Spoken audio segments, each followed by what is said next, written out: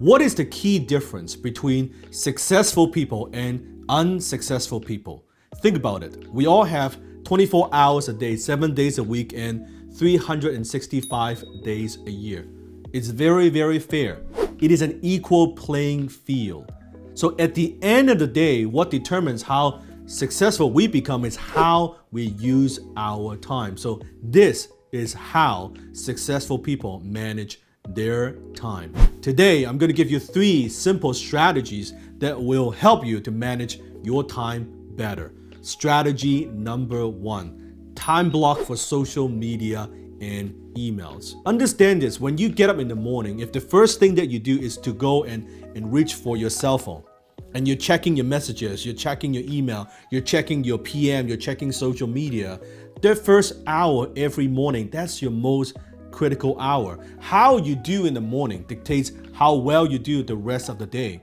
If right there you're checking all these messages, and I know what it is like, right? In the morning, you want to go reach out for that cell phone, right? You want to see, oh, did I miss any messages from last night? What happened? What is going on? What's my friend up to? That first hour of every day is very, very precious.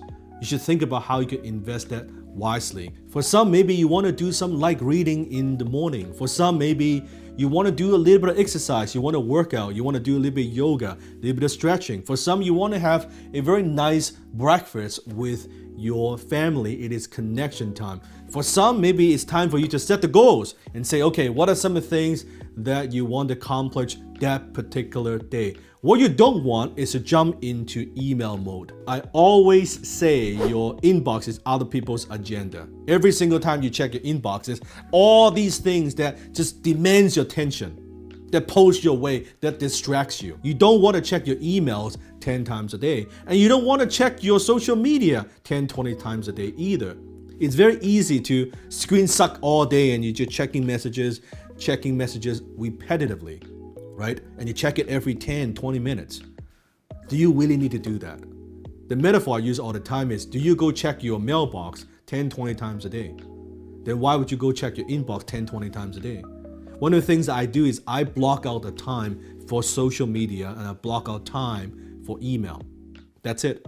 I have a start time, I have an end time. I don't go check social media 10, 20 times a day because I've got other things to do. I've got more important things I have to accomplish. So block it. Block out the time and say, okay, I'm gonna do it in the morning, once in the morning.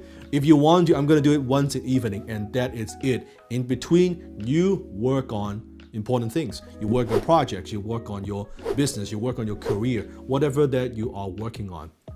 That's how you stay focused. You see, time management is actually a myth because you cannot actually manage time. You and I, we only have 24 hours a day. You cannot make them go faster. You cannot make them go slower. We cannot create more time. All we could do is actually manage our priorities. So when someone tells me, oh, I don't have time, what they're actually saying is, this is not that important for me. It's not my priority.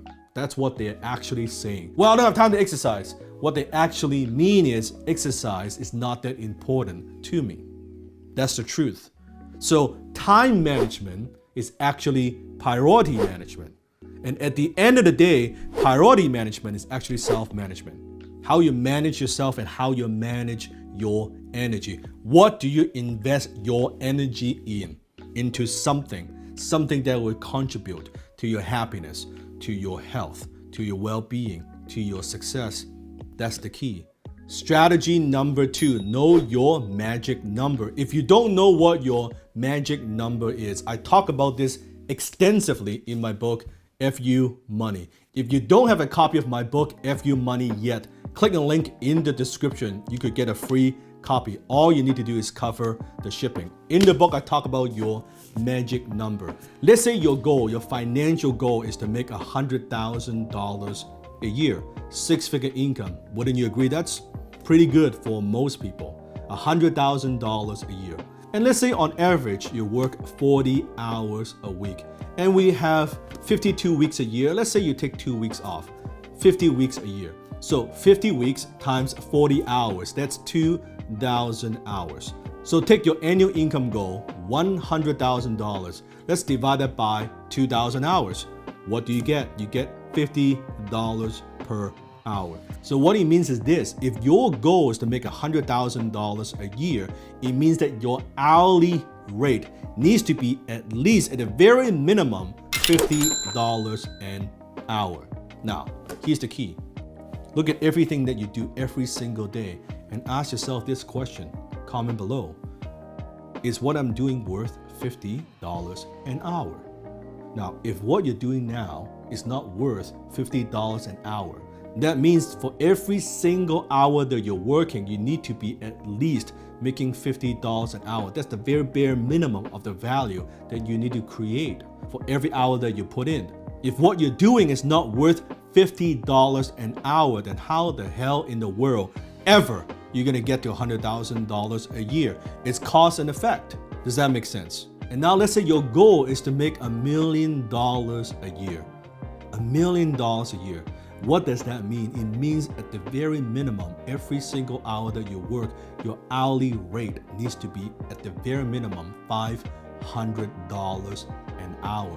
The number is actually higher than that because if you and I are honest, you know we're not productive all the time. All the time. Not every single hour we're gonna hit $500 per hour in terms of bringing value to the marketplace. To make $1 million a year, $500 per hour of value. So think about that. Which leads to strategy number 3, and that is to avoid minimum wage activities. Let's say the phone company overcharged you for $5 and you pick up the phone and you call them and you argue with them and you spend an hour on the phone arguing about that $5. And at the end, fine, they adjust it and you save back $5. Now, did you just save $5? Not really. Not if your goal is to make $1 million a year. Because that phone call didn't save you $5. That phone call just cost you $495. So I want you to imagine this. Here's a bonfire and you just waste $495 that you burn yourself. You need to look at it that way. Every single minute that you have, it is an investment. If you're investing that time to spend with your family, that's fine. You're getting happiness, you're getting fulfillment back. That's a return. It's incalculable, that's fine. But if you're talking about a business activity, there has to be a return. You're spending this much time, you want this much return back. Money at the end of the day is incredibly simple. Money is math. You invest X, you get Y back. That's an investor mentality. The problem is when it comes to time, most people have the wasters mentality. They waste time. Or spenders, they just spend time.